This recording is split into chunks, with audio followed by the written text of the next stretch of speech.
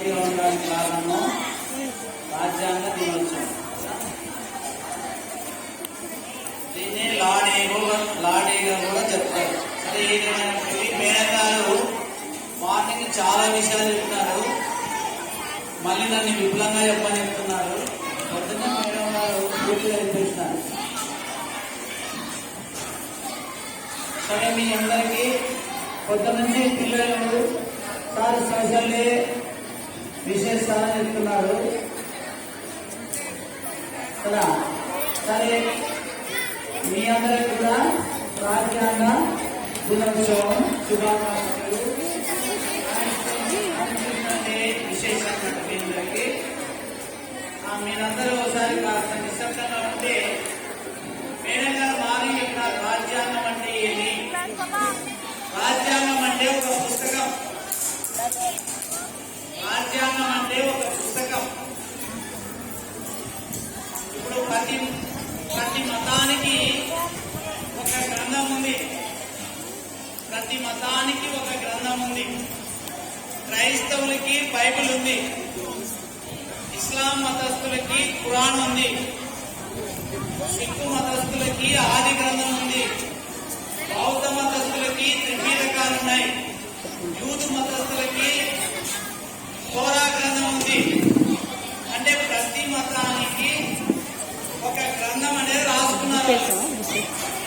ఆ గ్రంథం ప్రకారమే ప్రతిరోజు ఆ గ్రంథాన్ని చదువుతూ ఆ గ్రంథాన్ని ఫాలో అవుతున్నారు. సిస్టమ్స్ సరే అవుతారా కాదనేది వేరే సబ్జెక్ట్. అయితే ఒక్కొక్క సిస్టాన్ని వాళ్ళు ఏర్పాటు చేసుకున్నారు. ఈ సిస్టంలో ఇట్లా బతకాలి. ఈ సిస్టంలో ఇస్లాం మతంలో చేరిన వాళ్ళు ఈ పుస్తకంలో ఏముంటే దాని ప్రకారం నడుచుకోవాలి. క్రైస్తవ మతంలో చేరిన వాళ్ళు ఈ పుస్తకంలో ఏముంటే దాని ప్రకారం నడుచుకోవాలి. అదేవిధంగా హిందువులు భగవద్గీత ప్రకారం నడుచుకోవాలి. సిక్కులు ఆది గ్రంథం ప్రకారం నడుచుకోవాలి అని పుస్తకాలు రాయడం జరిగింది. అట్లాగే ఎప్పుడైతే ప్రపంచవ్యాప్తంగా రాజరికం పతనమైందో, నియంతృత్వం పతనమైందో, చాలా మంది మేధావులు ఈ రాజ్యాలు ఉండకూడదు, రాజరికాలు ఉండకూడదు అని మాంటెస్కో మొదలుకొని, ప్లేటో మొదలుకొని, అరిస్టాటిల్ మొదలుకొని వీళ్ళందరూ అనేక తత్వవేత్తలు, ఫిలాసఫర్స్ అనేక విషయాలు క్రోడీకరించి ఈ రాజరికాలు పోయిన తర్వాత ప్రజాస్వామ్యం అనేది ఉండాలా, ప్రజలే పాలకులు ఎన్నుకోవాలా, ఆ పద్ధతి ప్రకారం నడిస్తే బాగుంటాయి ప్రభుత్వాలని రాజ్యాంగాలు ఏర్పాటు చేసుకుంటూ వచ్చినారు. ఆ విధంగా అదే వరుసలోనే మనకి స్వాతంత్రం వచ్చిన తర్వాత మనకంటూ, మన భారతీయులకంటూ ఒక పుస్తకం ఉండాలి కదా, దాంట్లో కొన్ని సిస్టమ్స్ పెట్టాలి కదా, రూల్స్ అండ్ రెగ్యులేషన్స్ పెట్టాలి కదా అని మనకు పుస్తకాన్ని రాయడానికి దాదాపు 289 మంది మేధావులందరూ కూర్చొని ఈ రాజ్యాంగాన్ని ప్రిపేర్ చేశారు. అయితే రాజ్యాంగాన్ని ప్రిపేర్ చేసిన తర్వాత దానికి డ్రాఫ్టింగ్ కమిటీ చైర్మన్ గా ఎవరున్నారు మీ అందరూ తెలుసు కదా. ఎవరైనా డాక్టర్ బిఆర్ అంబేద్కర్ గారు. ఆయన మొత్తం ఈ పుస్తకాన్ని రాయడానికి తన బుధస్కంధాలను వేసుకొని రాసినాడు. ఎందుకంటే ఓ మీటింగ్ జరుగుతుంటే మనం ఏం చెప్తాము, సార్ ఈరోజు మేము రాలేం కానీ సార్ మీటింగ్ మీరే జరపండి సార్ అని చెప్తారా లేదా? పోయే ఈ రోజు నేను క్లాస్ ఆన్లో అయ్యే ఏమన్నా జరిగితే నాకు చెప్పే అని చెప్తారా లేదా? అట్లాగే అంతమంది సభ్యులు ఉన్నప్పటికీ రాజ్యాంగ సభలో చాలా మంది సరిగా అటెండ్ కాలేదు. కానీ ఈయన మాత్రం రెగ్యులర్ గా అటెండ్ అయినాడు. ఆ పుస్తకాన్ని నీట్ గా రాయడం, డ్రాఫ్టింగ్ అన్నమాట, నీట్ గా రాయడం చేసినాడు ఆయన. అదేవిధంగా మనకి చాలా అప్పటికే కొన్ని రాజ్యాంగాలు ఉన్నాయి. ముఖ్యంగా అమెరికా రాజ్యాంగం ఉంది, ఫ్రాన్స్ రాజ్యాంగం ఉంది. బ్రిటన్కి రాజ్యాంగం లేదు. బ్రిటన్కి రాజ్యాంగం అలిఖిత రాజ్యాంగం అది, అన్రిటన్ కాన్స్టిట్యూషన్ అది ఇంగ్లాండ్. మనది రిటర్న్ కాన్స్టిట్యూషన్. ప్రపంచంలోనే అతిపెద్ద రాజ్యాంగం అది. ఎందుకంటే సోవియట్ రష్యా నుంచి కొన్ని, చైనా నుంచి కొన్ని, ఇంగ్లాండ్ నుంచి కొన్ని, పోలాండ్ నుంచి కొన్ని, అక్కడ కొన్ని పాయింట్లన్నీ తీసుకొని మన దేశానికి అనుకూలమయ్యే విధంగా మనం రాజ్యాంగాన్ని రాసుకోవడం జరిగింది. రాసి మొత్తం తెచ్చి ఎక్కడ పెట్టారు? అది 1949 26వ తేదీన అందరి ముందు పెట్టారు. మొత్తం 299 మంది ముందర పెట్టారు. తీసుకొచ్చి పెడితే అందరూ దాన్ని ఒకసారి వెరిఫై చేసినారు. చేసిన తర్వాత ఏం చేసినారు? ఆ రోజు ఏం చేసినారు? అది రైట్, ఈ రాజ్యాంగం బాగుంది అని అందరూ ఆమోదించే సంతకాలు చేసినారు. అది ఈరోజు నవంబర్ 26, 1949లో రాజ్యాంగం ఆమోదించబడింది. అంటే ఓకే, ఈ రాజ్యాంగం మనకు సరిపోతుందని అందరూ ఒప్పుకున్నారు. మొత్తం దేశంలో అక్కడ కూర్చున్నటువంటి మేధావులంతా. అది ఎప్పుడు అమలులోకి వచ్చింది చెప్పండి? ఎప్పుడైతే అమలులోకి?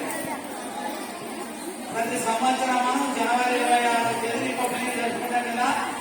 అది 1950 జనవరి 26వ తేదీన దాన్ని అమలులోకి తీసుకుని రావడం జరిగింది. సరే, రాజ్యాంగ మౌలిక అంశాలు పొద్దున మేడం గారు చదివినారు కదా. Socialism, secularism, democracy, socialism, secularism. సరే, సోషలిజం, సెక్యులరిజం అనేవి 1976లో ఆ రెండు పదాలు చేర్చడం జరిగింది. అయితే ఇప్పుడు దాని మీద డిస్కస్ జరుగుతూ ఉంది. ఆ పదాలు ఉంచాలా తీసేయాలా. సరే, అది వేరే సబ్జెక్ట్. అయితే మనకి ఉన్నటువంటి కాన్స్టిట్యూషన్ ప్రకారము ఈ దేశంలో సోషలిజం సాధించాలా. ఏమి సోషలిజం? ఈ దేశంలో పేదరికము, నిరుద్యోగము, తర్వాత విద్య, అందరికీ సమాన అవకాశాలు ఇవ్వాలా. కాబట్టి ఈ దేశంలో సోషలిజాన్ని సాధించాలా అని ఆ పాయింట్ పెట్టుకున్నారు. మొత్తం ప్రైవేటీకరణ ఉండదు, మొత్తం కూడా ప్రభుత్వ రంగ సంస్థలే నడపాలా అని ఆ రోజు రాసుకోవడం జరిగింది. నెక్స్ట్ పదవేమి? సెక్యులరిజం, లౌకిక రాజ్యం మనది అని పుస్తకంలో రాస్తారు. ఎందుకంటే ఈ దేశంలో అనేక మతాలు ఉన్నాయి, చాలా మతాలు ఉన్నాయి. ఇప్పుడు నేను మత గ్రంథాలు చెప్పాను కదా. అట్లాగే జైనులు, బౌద్ధులు, సిక్కులు, హిందువులు, క్రైస్తవులు, ముస్లింలు చాలా మంది దేశంలో ఉన్నారు. కాబట్టి అందరినీ సమానంగా చూసుకోవాల్సినటువంటి బాధ్యత రాజ్యానికి, పాలకులు. కాబట్టి అందరినీ సమాన దృష్టితో చూడాలని దాంట్లో సెక్యులరిజం అనే పదము చేర్చడం జరిగింది. సరే, ప్రజాస్వామ్యం ఉండాలా, అందరికీ లిబర్టీ ఉండాలా, ఈక్వాలిటీ ఉండాలా, ఫ్రాటర్నిటీ ఉండాలా. అంటే మీ స్వేచ్ఛ, సమానత్వము, సౌభ్రాతృత్వం అనే వాయి కూడా అందరికీ ఉండాలా ఈ దేశ ప్రజలందరికీ. అది కూడా మన ప్రియాంబుల్లో చేర్చుకోవడం జరిగింది. సో ఇవి ఈ ప్రియాంబుల్ రూల్స్ అండ్ రెగ్యులేషన్స్ ప్రకారము మన కాన్స్టిట్యూషన్ ని మనమందరము ఫాలో కావాలా. ఈ కాన్స్టిట్యూషన్ ని మనం అందరం చదువుకోవాలా. ప్రతి ఒక్క రాజ్యాంగం అనే పుస్తకాన్ని చదవాలా. మన ఇళ్ళలో అన్ని పుస్తకాలు ఉంటాయి కానీ రాజ్యాంగం అనే పుస్తకం ఉండదు. అర్థమైందా? రాజ్యాంగం అనే అవడా మనం చదువుకుంటున్నాం కదా. రాజ్యాంగం ప్రకారమే మనకు అన్నం, రాజ్యాంగం ప్రకారమే మనకు అన్నం దొరికింది, మనకు రాజ్యాంగం ప్రకారమే విద్య దొరికింది, మనకు రాజ్యాంగం ప్రకారమే ఈ సదుపాయాలు దొరికినాయి. అదే రాజ్యాంగం లేకపోతే మనం రాజరికంలో కొట్టు మిట్టాడే వాళ్ళము. కాబట్టి రాజ్యాంగమే మనకు పవిత్ర గ్రంథము. ఈ రోజు మనం ఉద్యోగాలు సాధించుకున్నాము అంటే ఆ రాజ్యాంగం ఇచ్చిన భిక్షే కదా అని ఆ రాజ్యాంగాన్ని ఎవరు పవిత్ర గ్రంథంగా భావించరు. పవిత్ర గ్రంథాలు వేరే, రాజ్యాంగాన్నే ప్రతి ఒక్కరు పవిత్ర గ్రంథంగా భావించాలి. ఎందుకంటే రాజ్యాంగమే నీకు అన్నం పెడుతుంది, రాజ్యాంగం ద్వారానే నువ్వు ఉద్యోగం సంపాదించుకున్నావు. ఈ రోజు మీరందరూ విద్యా సదుపాయాలు పొందుతున్నారు అంటే దానికి కారణమేమి? రాజ్యాంగమే.